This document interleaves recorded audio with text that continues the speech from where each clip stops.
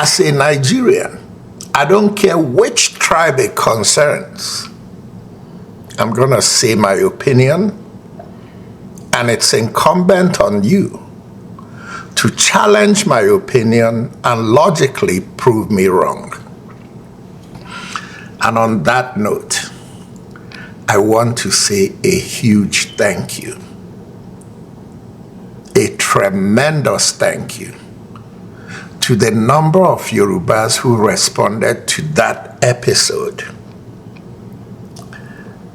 Some of them outright criticized me and felt it's none of my damn business.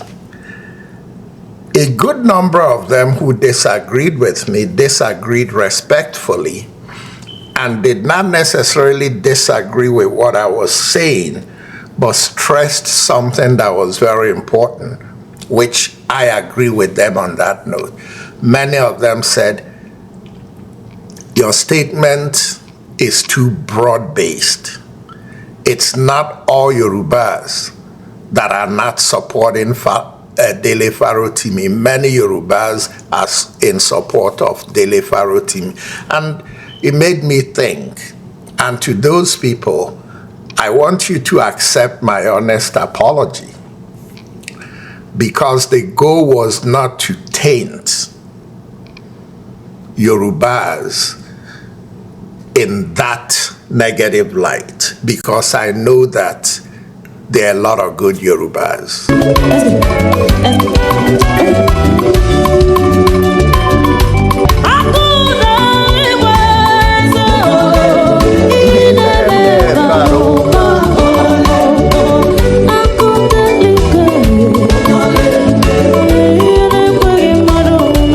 Hello, everybody. Once again, this is Fred Wanko coming to you from our studios in Chicago with another edition of Bold Talk on Island TV. And as usual, I'd like to say good morning, good afternoon, and good evening to you, depending on where you are around the world.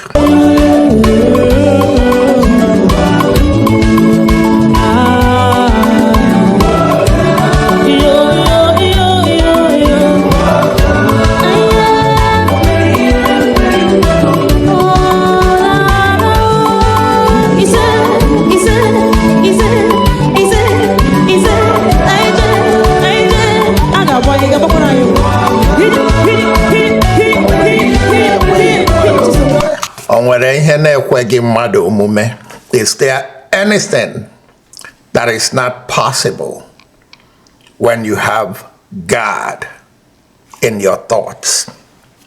No, I'm not a preacher, but sometimes it just hits me. This morning is one of those mornings when it hit me, and the only song I could think about was that intro song, and it's a classic. With that said, I want to say thank you to all you, my viewers. We're gradually getting there. Something tells me that a good number of you are starting to share my videos, because there's no way I can have 8,000 views from people I sent it to. I didn't even send it to up to 500 people. And many comments that I saw in the comment section are names I have no idea who they are, but I highly appreciate them. Folks, there's a method to my madness. In that last episode, my titling was deliberate and it was intentional. I intentional had that title, The New Yorubas, on the mandate of Crooks, they stand, something like that. It was deliberate. It wasn't meant to insult. It wasn't meant to undermine.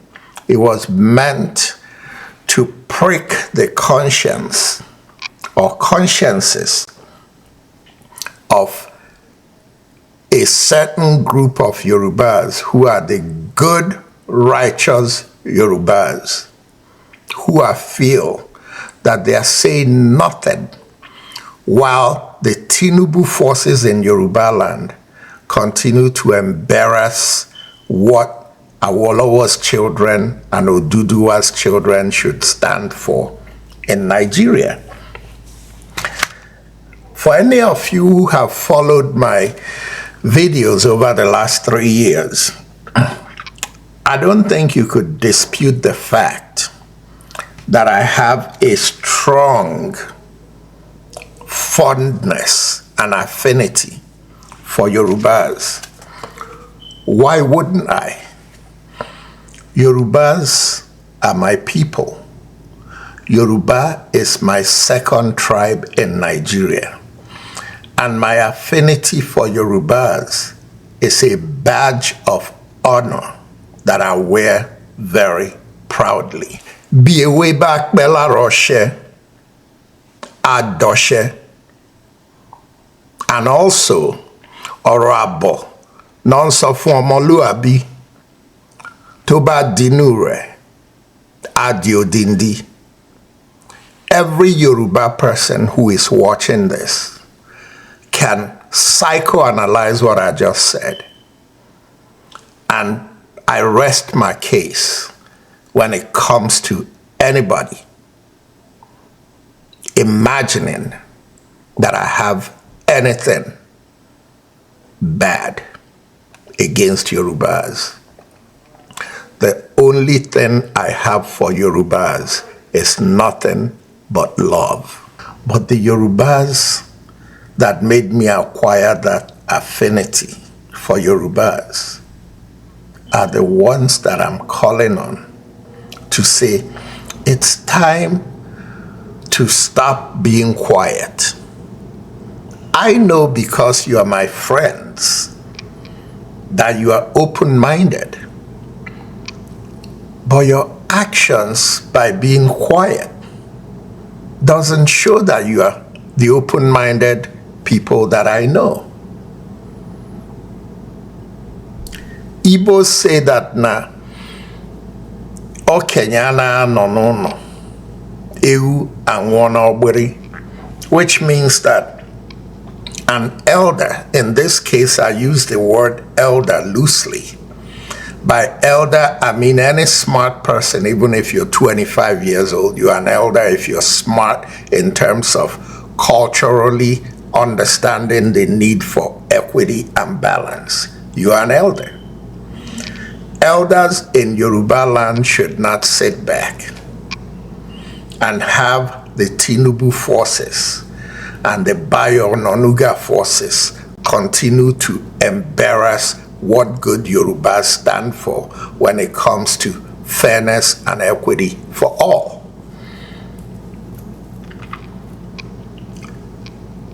When I left for the United States, I left from Lagos.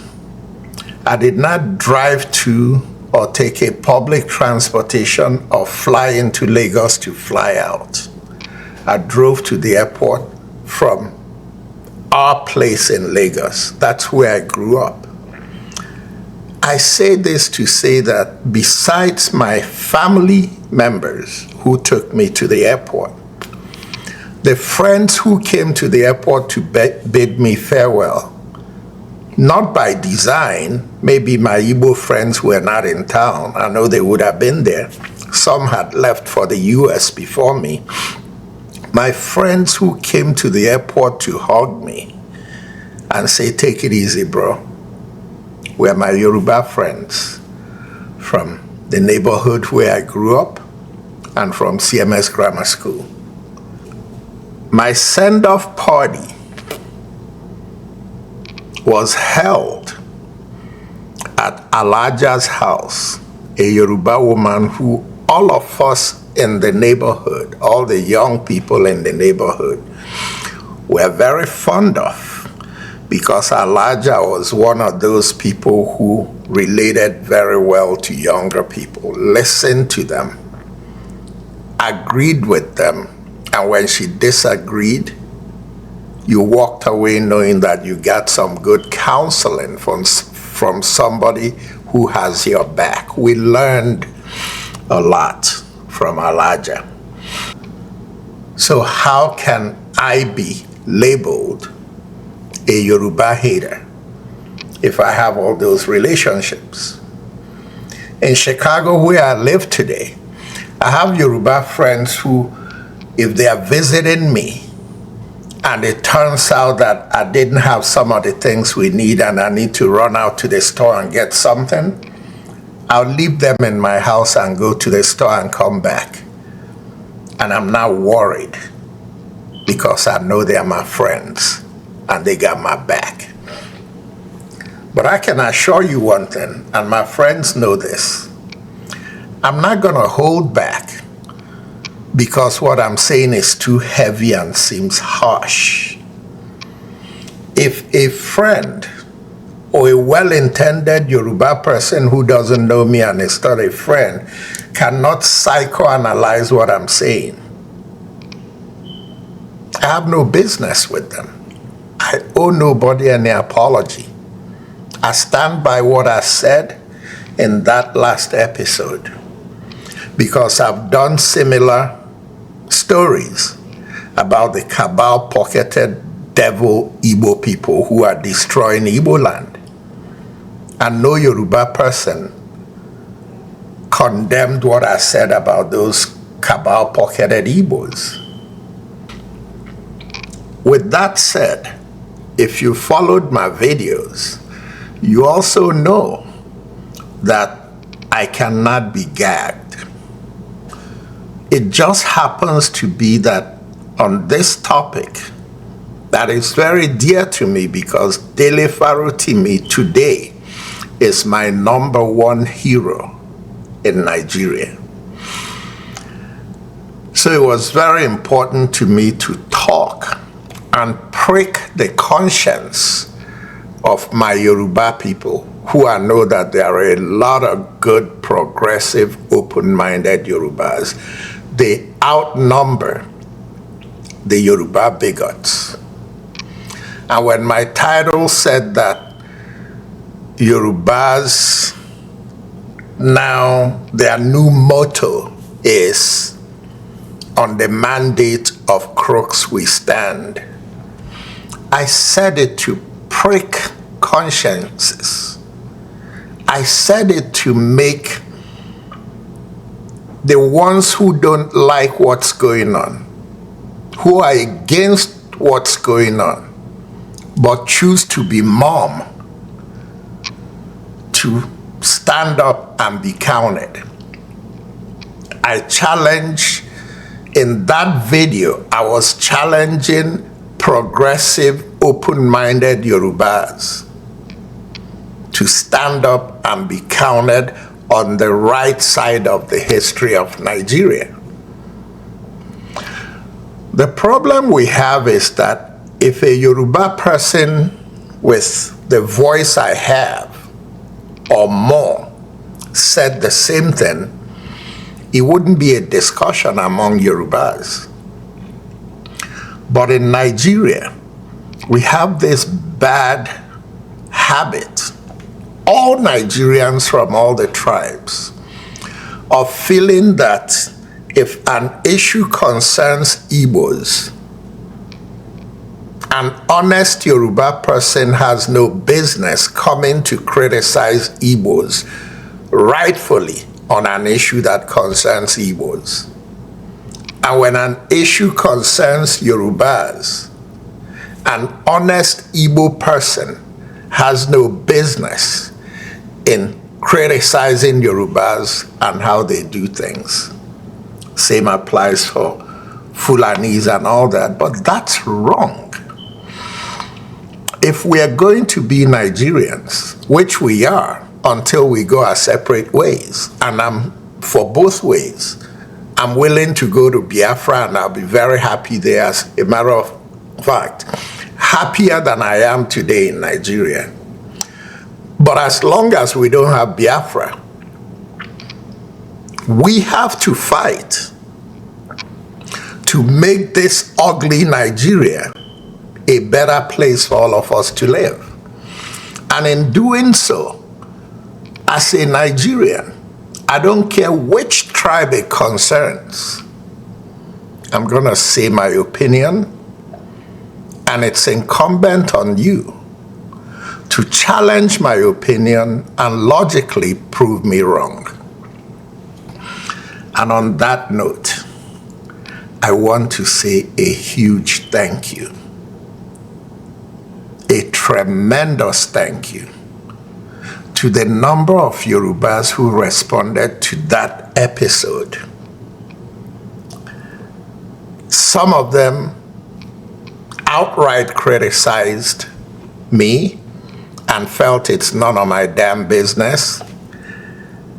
A good number of them who disagreed with me disagreed respectfully and did not necessarily disagree with what I was saying, but stressed something that was very important, which I agree with them on that note.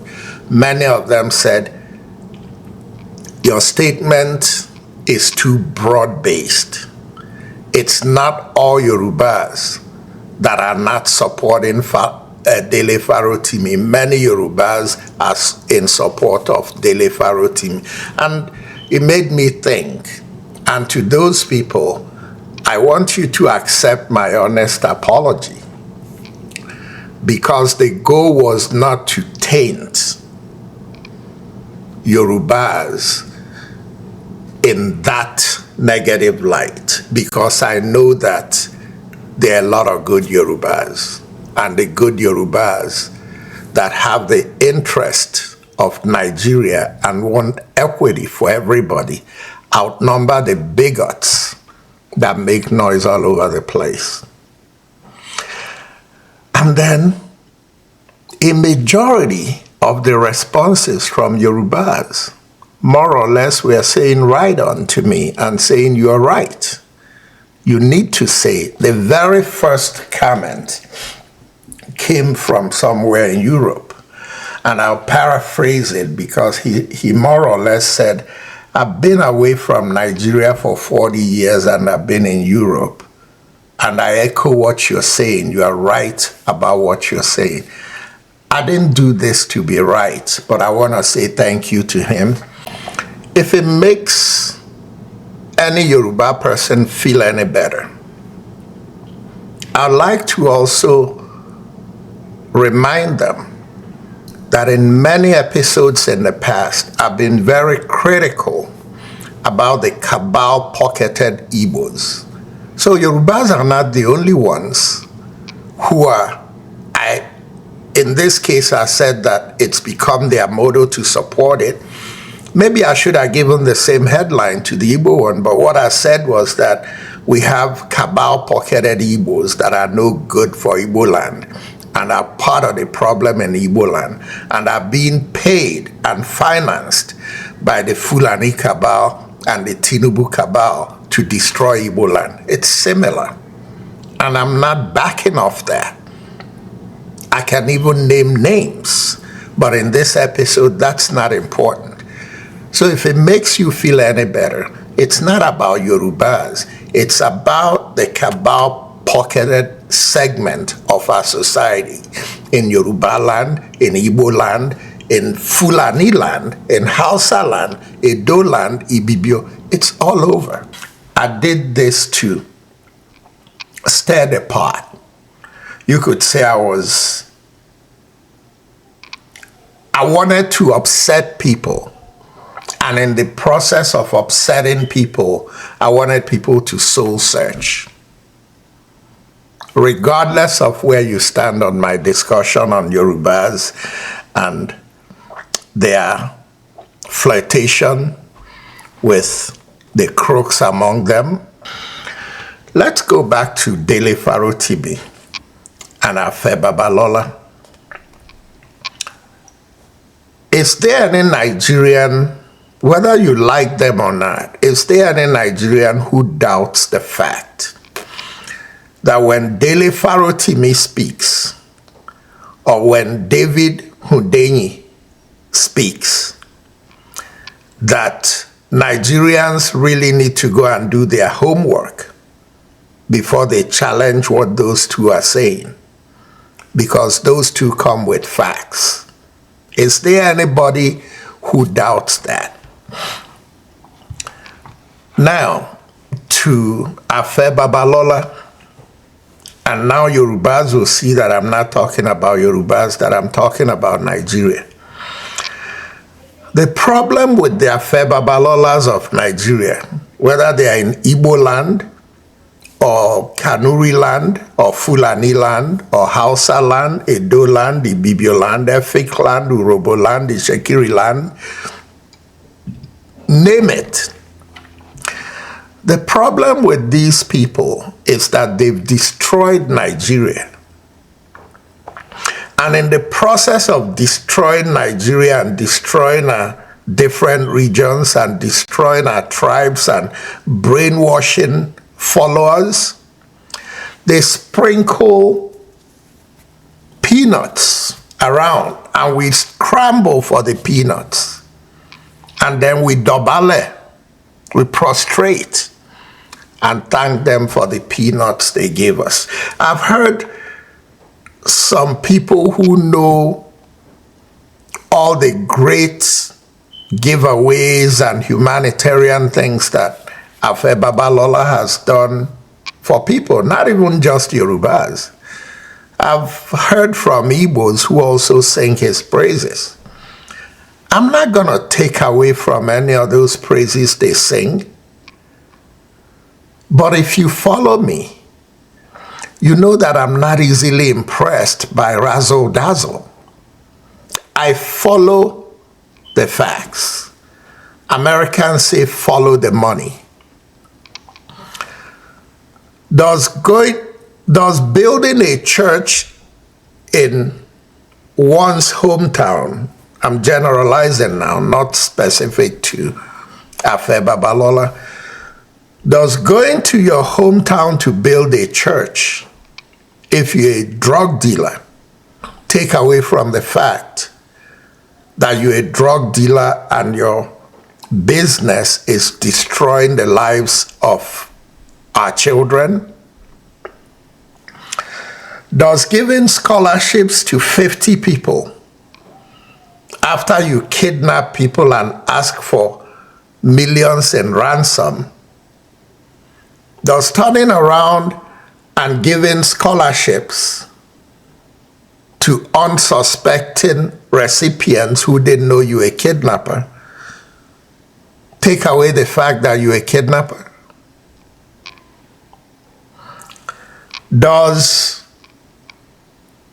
building community centers for people after you've been involved in highly corrupt practices in collusion with government officials to the tune of millions of dollars, does building community centers absolve one from the fact that they corruptly acquired things that should be equitably used to make Nigeria a better society? All these cabal-pocketed Nigerians, Igbos, Yorubas, Hausas, Fulanis, Edos, Ibibios, all of them are equally liable. And Dele Farotimi and David Hundeyi and Aisha Yesufu and Rufai Oseni and Kenneth Okonkwo and Ayo Adamolekun and Adeola Fayehun and Kiloruko, how can I forget my guy's name? Mayegun, and so many like that. These people are saying we are no longer going to close our eyes and go by that stupid cultural respect we have for elders and pretend that these elders are not destroying our future generations by their acts, we're going to start calling out these elders for what they are: crooks and thieves. Nigerians, we must stop worshiping money. I admire wealthy people who can show me a track record of how they fairly acquired their wealth and are helping people. I have no respect for crooks whose actions have resulted in bad hospitals, bad roads, bad schools, bad security, bad cost of living, inflation. Why do you respect thieves, Nigerians? Why do you respect thieves? Because they have money. And they oppress you with their money. You come to their gates, their gate man slaps you for coming close. You go into the compound, they keep you at a corner. They gave you an appointment. You came for the appointment at the appointed time, noon, and you're sitting in the sun in their compound for 6 hours, waiting for them, while they do other unnecessary things just to oppress you and make you know that they are God. And then when they finally meet with you, if you're lucky, they'll give you a bag with 50,000 naira, and you go out singing their praises and ready to kill people who call them out for what they are: crooks. It's time for this shit to stop. Ladies and gentlemen, once again, this is Fred Nwankwo coming to you from our studios in Chicago with another edition of Bold Talk on Allen TV. And until next time, please like, please share, please subscribe to our channel, and please give us your feedback, good or bad. Your feedback makes us bring you better programming and more conscientious commentary. Good night, and God bless. Tonight I think of my home, the home where I was born. I think of my family and the poor farmhouse we had. There in my home, we had no sophistication. We had no timepiece, the cockcrow and the sun, all we had. Rise early at sunup, we'd go to the farms, drive the monkeys away from the maize farms, and the birds away from the rice farms. Come back home at sundown, sometimes